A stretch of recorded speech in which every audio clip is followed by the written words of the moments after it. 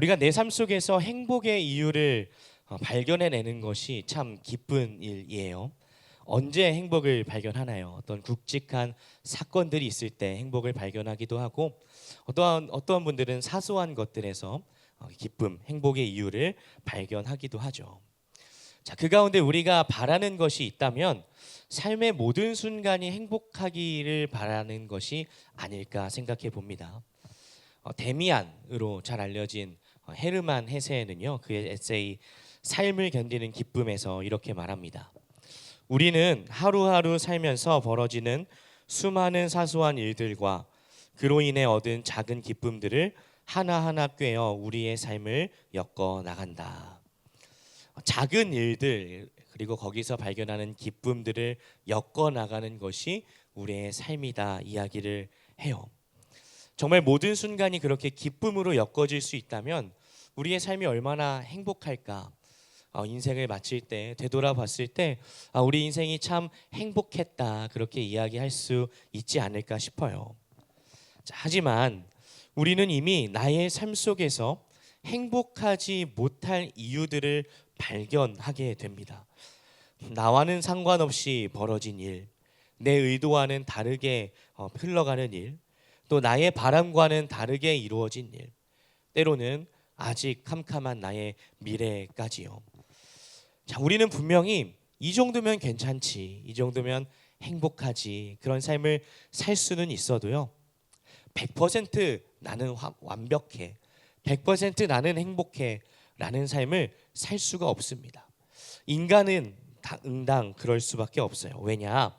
세상은 나를 중심으로 돌아가지 않고요, 나의 바람대로 움직이지 않기 때문입니다. 오늘 본문은요, 모세가 삶의 마지막 순간에 이르렀을 때였어요. 120년의 인생을 산 모세는요, 이스라엘 백성들과 또 자기의 후계자가 된 여호수아에게 마지막 말을 전하고 있습니다. 유언과도 같은 말이에요. 그럼 오늘 모세가 마지막으로 이스라엘 백성들에게 전한 말은 무엇이었을까? 3절입니다. 여호와께서 이미 말씀하신 것과 같이 내 하나님 여호와께서 너보다 먼저 건너가사 이 민족들을 내 앞에서 멸하시고 내가 그 땅을 차지하게 할 것이며 여호수아는 내 앞에서 건너갈지라. 자, 지금 이스라엘 백성들은요, 출애굽해서 광야에 40년 시간을 보냈습니다. 그리고 드디어 약속하신 땅 가나안을 요단강 건너편에서 바라보고 있는 시점이었어요. 40년을 기다린 순간, 참으로 기대가 되는 순간이기도 했겠지만 이스라엘 백성들에겐 한편으로 두려운 일이기도 했습니다. 왜냐? 그 땅에 들어간다는 것은 곧 전쟁이 시작된다는 말과 같은 뜻이었기 때문이에요. 그곳에 이미 살고 있던 사람들을 몰아내는 과정이 필요했던 것이죠. 이스라엘 공동체 안에서도 요단강을 앞두고 요단강 건너편의 가나안을 보면서 기대하는 사람들도 있었겠지만 분명히 두려움의 목소리들도 피어나고 있었을 것입니다. 상황을 보면 하나님의 약속이 있지만 내 생각과는 다른 상황, 나의 바람과는 다른 이야기가 가나안 땅에서 펼쳐질 수도 있었기 때문이죠. 자, 그런 상황에서 모세가 말합니다. 그런데 모세의 말은 조금 우리가 기대하는, 이스라엘 백성이 기대했던 말과는 다른 것 같아요. 우리의 인생은 괜찮을 거야. 야, 우리가 이길 거야. 우리가 건너가자. 두려워하는 이들에게 걱정하지 마. 다 우리의 생각대로 될 거야 라고 말하지는 않았어요. 모세의 관심은 우리가 어떻게 될 거야에 있지 않고 다른 곳에 있었는데요, 그가 이렇게 말합니다. 여호와께서 너보다 먼저 가실 거야. 여호와께서 멸하게 하실 거야. 여호와께서 그 땅을 차지하게 하실 거야. 차이를 알아야 합니다. 결과적으로는 같은 말일 수 있지만 인간적인 생각이 이루어지는 그 소원 성취에 대해서 이야기하지 않았고 하나님께서 일하실 것에 대해서 모세가 말했다라는 거예요. 중심이 완전히 달라요. 다 잘 될 거야. 걱정하지 마. 이런 소원 성취의 바람과 희망이 아니라 하나님이 하실 거야. 두려워하지 마. 모세에게는 너무나도 분명한 근거와 믿음이 있었습니다. 자, 모세가 어떻게 이렇게까지 확신할 수 있었을까요? 하나님이 일하실 것이라는 거, 우리가 두려워할 필요가 없다는 거. 자, 첫 번째는 이 말씀을 하나님이 하셨기 때문입니다. 3절 앞부분을 보면 이렇게 말해요. 여호와께서 이미 말씀하신 것과 같이. 모세는 출애굽 과정과 또 광야 생활을 지나면서 하나님의 말씀이 어떻게 이루어지는지를 너무나도 가까이서 경험한 사람이었습니다. 믿을 수 없는 10가지 재앙이 애굽 땅에 내렸죠. 이집트에 내렸습니다. 그것도 연달아 이어졌어요. 하나님이 말씀하신 대로. 그토록 완고했던 파라오가 마음을 돌려서 이스라엘 백성들을 내보내 주었습니다. 하나님께서 고작 양을 치던 모세를 부르셔서 네가 내 백성을 이끌어낼 것이다 라고 하셨던 하나님의 말씀대로요. 또 이런 말씀이 있어요. 여호와께서 모세에게 말씀하여 이르시되 내가 이스라엘 자손의 원망함을 들었노라. 그들에게 말하여 이르기를 너희가 해질 때에는 고기를 먹고 아침에는 떡으로 배부르리니. 말씀대로 만나와 메추라기를 매일 내려주셨던 것을 경험했습니다. 민수기를 쭉 보시면요, 여호와께서 모세에게 말씀하여 이르시되 라는 말이 반복되어 나오고 있어요.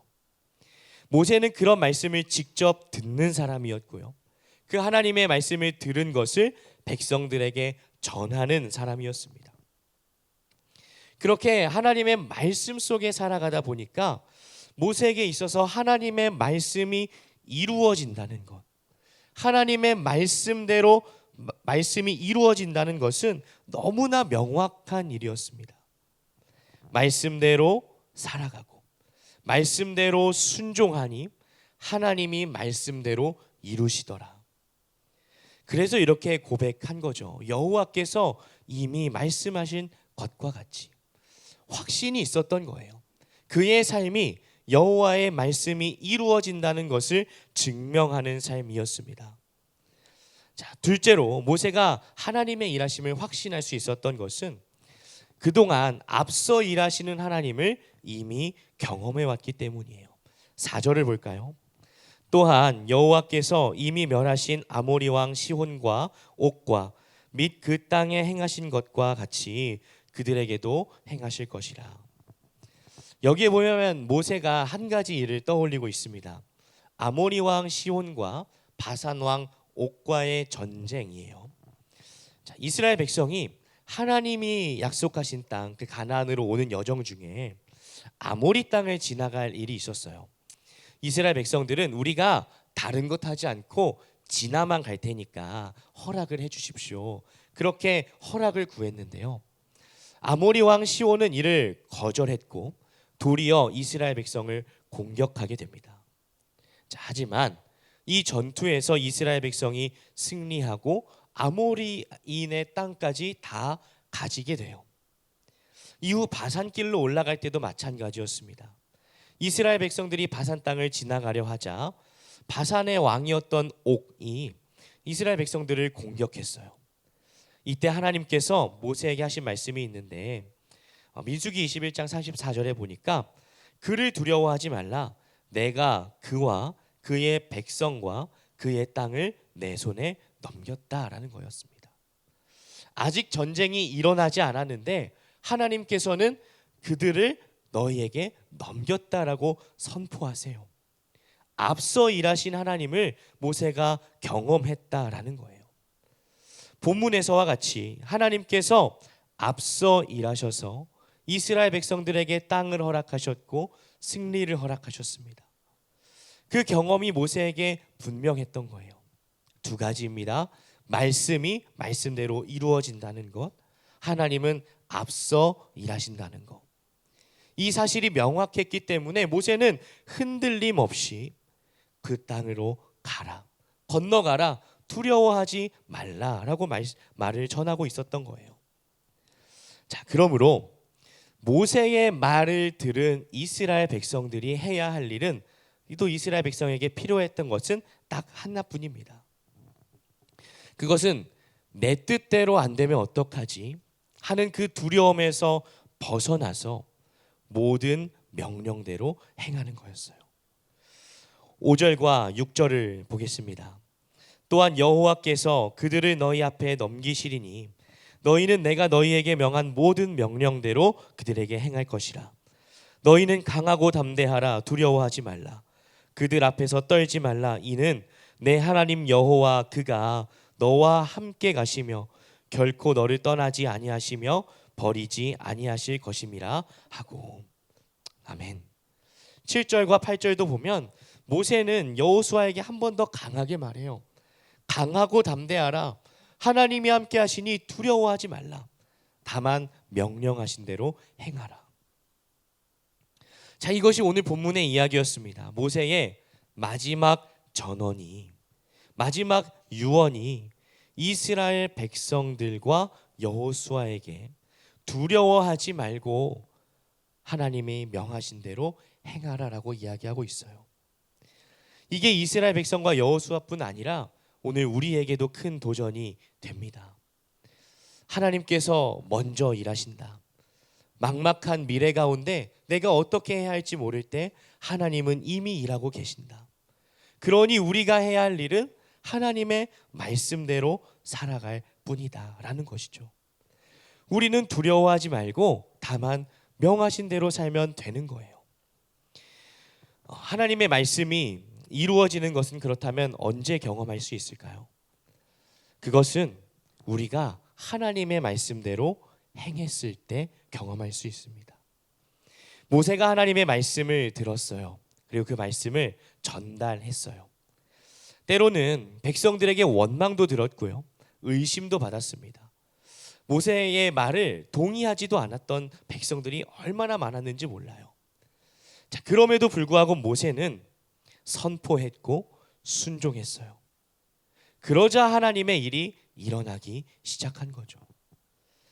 하나님께서 일하신다는 것을 깨달을 수 있었던 것은 모세가 하나님의 말씀에 순종했을 때, 하나님이 어떤 말씀을 하셨고 그 말씀대로 행했을 때 어떤 일이 일어났는지를 볼 수 있게 되었다라는 거예요.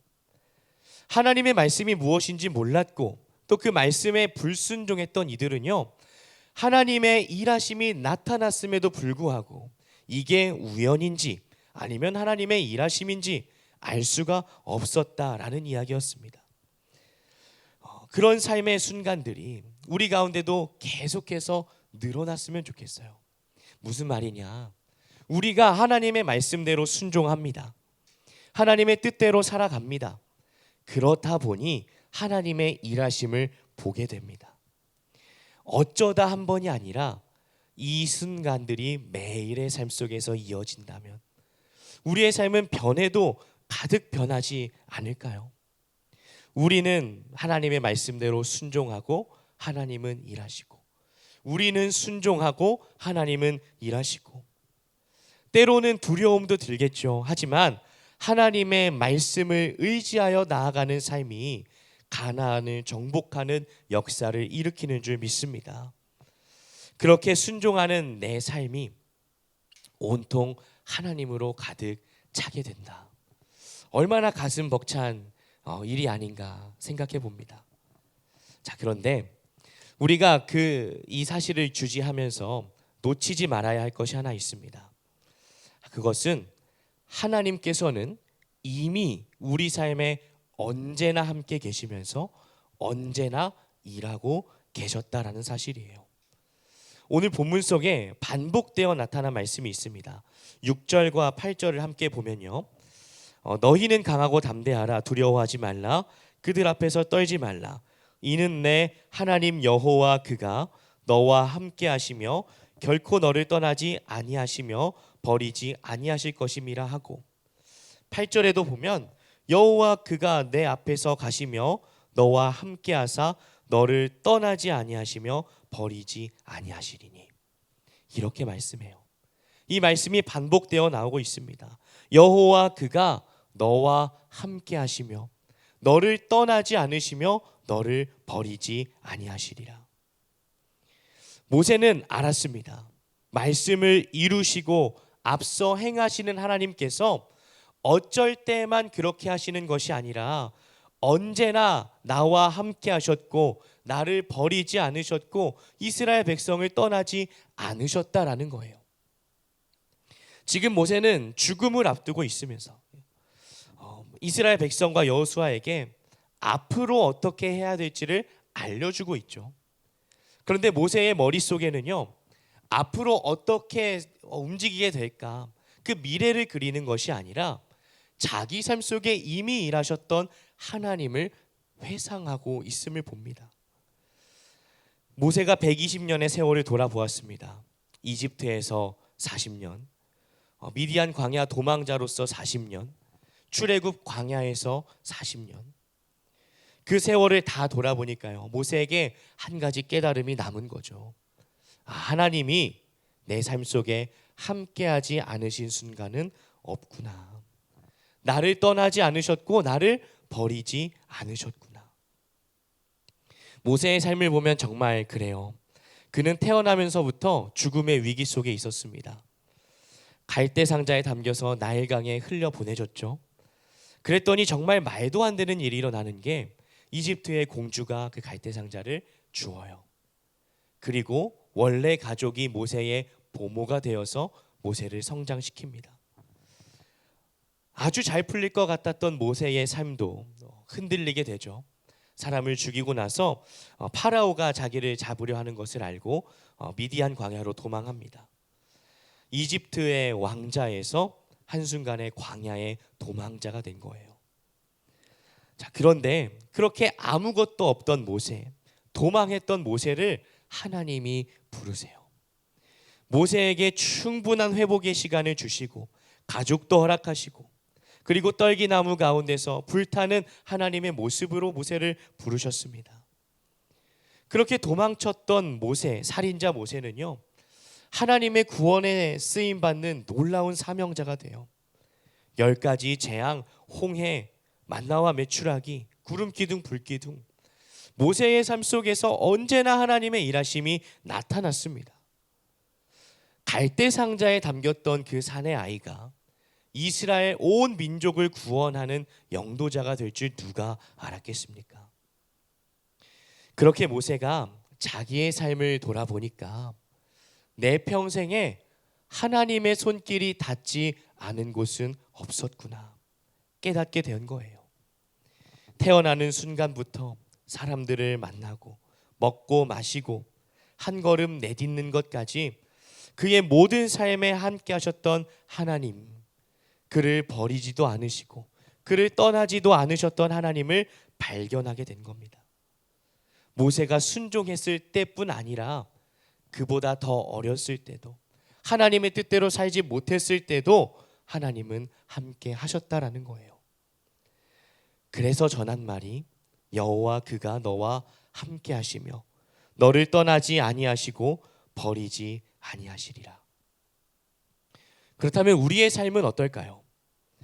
갈대 상자에 버려질 위기에서도 하나님은 함께 하셨습니다. 이집트에서 미디안 광야로 도망했을 때도 하나님은 함께 하셨어요. 이집트에 승리할 때도 하나님이 함께 하셨고 어떤 순간에도 하나님은 계속해서 모세와 함께 하셨습니다. 우리의 삶을 돌아볼까요? 마치 내가 갈대 상자에 담겨 흘러 떠내려가고 있던 그 시간에도 하나님은 우리와 함께 하셨습니다. 도망쳐서 미디안 광야를 걷는 것 같은 그 시간에도 하나님은 함께 하셨어요.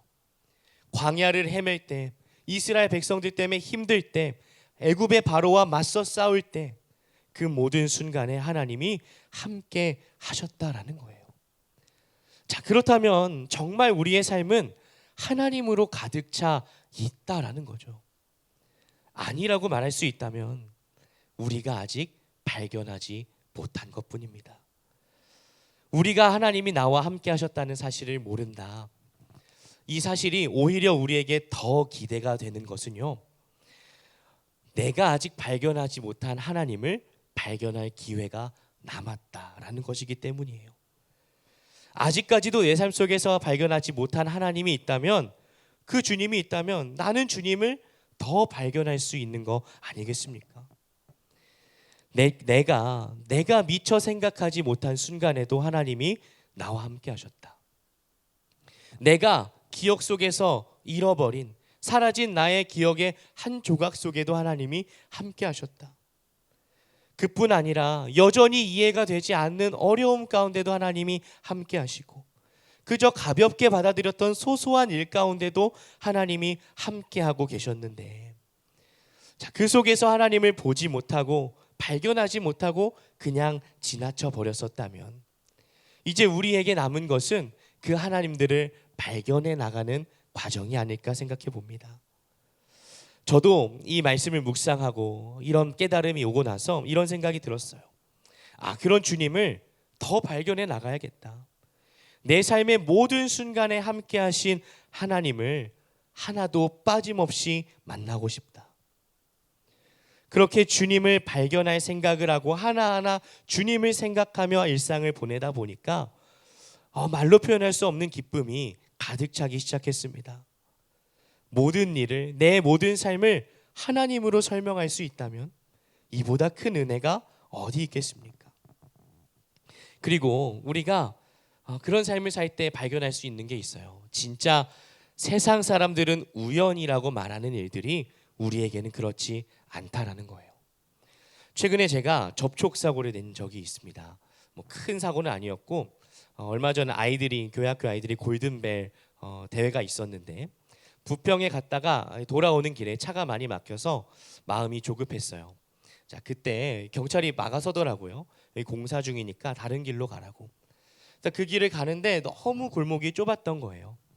거기에 큰 트럭이 한 대 주차가 돼 있었는데, 제가 스타렉스를 승합차를 몰고 가다가 그만 그 트럭의 사이드 미러와 이제 하이파이브를 이렇게 하고 말았어요. 근데 크게 손상이 되지 않았어요. 내려서 연락하고 하는데, 또 이 아이들은 집에 갈 시간이 있으니까 급하게 연락을 마무리하고 교회로 왔습니다. 아이들을 보내고 나서 다시 한번 연락을 했어요. 자초지종을 설명하면서 제가 사실은 이제 교회를 섬기고 있는데 아이들이 집에 빨리 귀가해야 되다 보니까 아까 좀 잘 대화를 못한 것 같습니다 하면서 연락을 했더니, 그분이 대뜸 전도사님이세요? 목사님이세요? 이렇게 이야기를 하는 거예요. 처음에 통화했을 때는 되게 이거 그래도 트럭이라 한 20만 원 나올 텐데 괜찮으세요? 이렇게 했던 분이 자기도 교회를 다녔다면서 너무 걱정하지 말라라는 거예요. 그래서 다행이다. 걱정하지 않고 있었지만 불안함은 있었죠. 밤까지 이제 밤에 확인을 한다 그래서 밤까지 연락을 기다리고 있는데 이분이 문자가 온 거예요. 너무 걱정하지 않으셔도 될 것 같습니다. 문제가 없으니 그냥 타고 다니겠다고. 진짜 문제는 없었어요. 근데 문제가 없으니 타고 다니겠다고. 그러고 나서 덧붙인 게, 혹시 섬기고 계신 교회를 알 수 있을까요? 제가 오랫동안 교회를 다니지 않았는데 이런 일이 생긴 게 우연이 아닌 것 같습니다. 이렇게 연락이 왔어요. 제 불안했던 마음이 어떠한 배상을 안 해도 된다 그것보다 이 한 영혼이 이 일을 통해 하나님께 다시 돌아올 수 있게 되었다. 이 사실에 얼마나 감사했는지 몰라요. 자, 그런데 세상 사람들은 이를 보고 우연이지라고 하겠죠. 하지만 제 삶 속에 하나님이 함께하고 계심을 저는 알고 있으니 이는 우연이 아니다라는 것을 저는 확신을 했습니다. 말씀의 서두에서 내 삶 속의 행복의 이유를 찾아가는 것이 기쁨이다라고 이야기를 인용을 했었죠. 하지만 세상이 내 중심으로 돌아가지 않기 때문에 100% 행복할 수 없다고도 말씀을 드렸습니다. 그런 관점에서 저는 이제 이 말을 이렇게 바꿔보고 싶어요. 우리 믿는 사람들에게는요, 내 삶 속에서 주님을 발견하는 것이 기쁨이다. 그것이 꼭 행복한 순간은 아닐 수도 있습니다. 힘든 순간일 수도 있고, 아픈 순간일 수도 있고, 실패의 순간일 수도 있어요. 하지만 그 순간에도 함께 하시는 하나님을 발견한다면 우리의 삶은 힘들든지 성공했든지 하나님으로 인해 기쁨으로 가득 찰 수 있지 않을까요? 틈새의 신이라는 용어가 있습니다. 과학계에서 과학적으로 아직 설명하지 못한 간극이 있으면 이것은 신의 영역이야라고 말하는 것들이죠. 아주 먼 옛날을 생각한다면 일식을 보고 나서 이거는 신이 있다라고 생각했던, 하지만 이제는 과학적으로 밝혀지면서 이게 이런 거구나 이해할 수 있게 된 것들을 의미합니다. 세상은요, 신이 존재하는 틈을 점점 줄여 나가려고 하고 있어요. 설명해 내려고 하고 있습니다.